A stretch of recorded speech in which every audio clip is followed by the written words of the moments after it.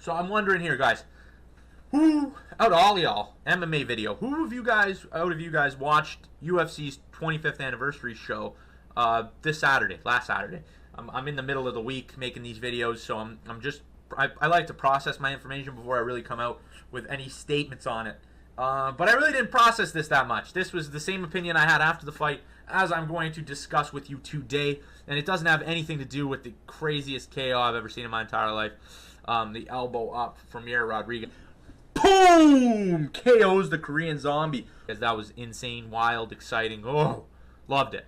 But no, this is going to be more focused on Johnny Walker. I already talked about Cerrone winning. Mike Perry, he's always entertaining. Always going to watch him fight. But I want to talk about the third fight that was on the card. If you guys didn't see it, if you missed it, if you didn't watch the card and just saw the Korean Zombie, which overtook this entire card, you missed out on a problem in the light heavyweight division. And I'm here to let you guys know you missed out on the problem, Johnny Walker, all right?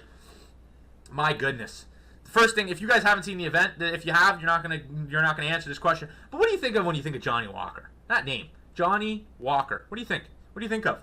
If you're an MMA fan, you probably saw him, so you're probably not answering this question. But when I think of him, I don't think of a Brazilian Jiu-Jitsu 6'4" knockout power artist like this guy at 205. Johnny Walker is a Brazilian Jiu-Jitsu stand-up MMA fighter in the 205-pound division, and from before this, I had no idea who he was. He fought on the Tuesday Night Contender Series, which, if you're a hardcore fan of MMA, you're obviously going to watch every episode. A lot of stars are coming out of there. But he came out of that, and he had a fight against Khalil Roundtree. If you don't know Khalil Roundtree, which you might not, but if you don't know Khalil Roundtree and you don't know Gokhan Saki, then you probably know nothing. But if you know who Gokhan Saki is, we'll start with that. Gokhan Saki is a really renowned kickboxer, stand-up specialist, and he came over to MMA to try out the UFC. He said, man, I'm going to beat all you guys. I'm going to come in, I'm going to knock some people out. Khalil Roundtree went in there, I think it was in the first minute, starched him, knocked him cold out, then followed it up with a jump in. Craziest moment I've seen.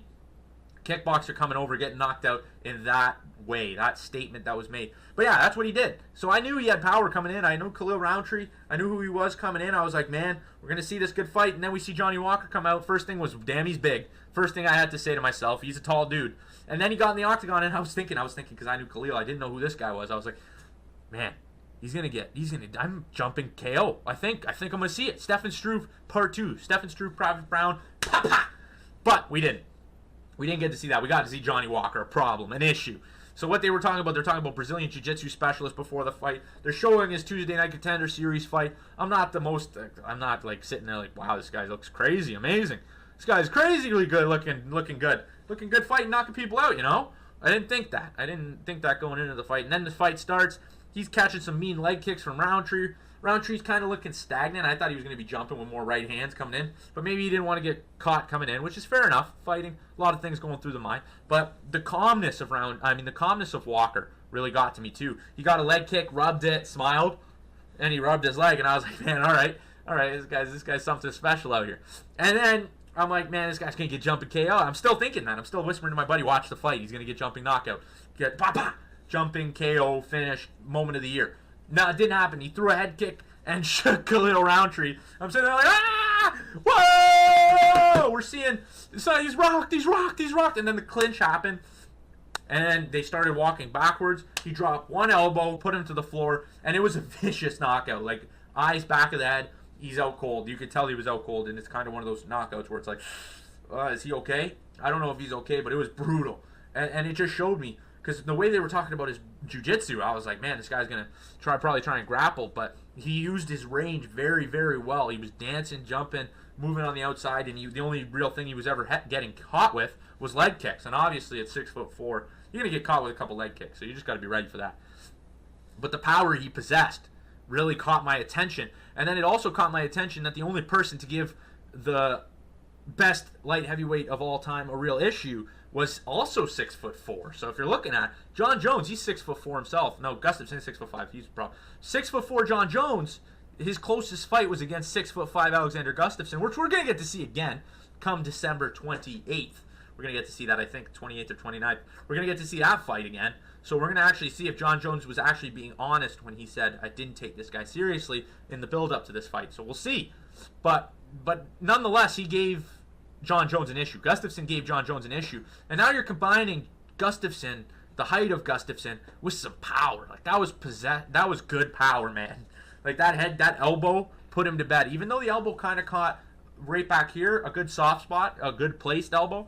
But even though that is it, maybe he doesn't have the good, like, straight punch power. But, man, the jiu-jitsu is where I'm thinking. 6'5", knowing jiu-jitsu against Jon Jones, that could be a problem for Jon. Maybe a little bit premature. We definitely need to see more fights out of Johnny Walker, obviously. I'm saying give him an OSP, just like they did with that Brazilian up-and-comer. And I'm saying the light heavyweight division looking good right now.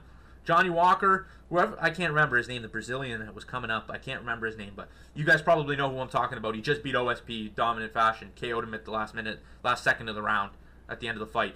So be sure that he's on the come up. Volkan is still up there, big power in his position. Then you got Anthony Smith, who just beat Volkan, Jon Jones, Alexander Gustafsson. That's 6 top-of-the-line guys in that division, and I'm excited to see where Johnny Walker can go from here. And mark my words, this guy might be able to beat Jon Jones. He might be able to. I'm saying it now. You might call me dumb now, but we're going to wait it out. Maybe his hype train dies completely, and I'll come to you guys and say I was wrong.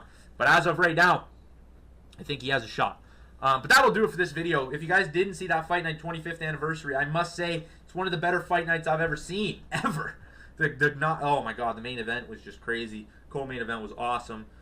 Third fight was awesome. Great card. So go back and watch that one. It was Saturday in Denver, Colorado. But that'll do it for here. Thank you guys so much for watching. If you're watching in the day, have a great day. If you're watching at night, have a great night. And again, if you guys enjoy what you're watching down here at JFT's YouTube channel, hit a subscribe, hit the like, you know what to do.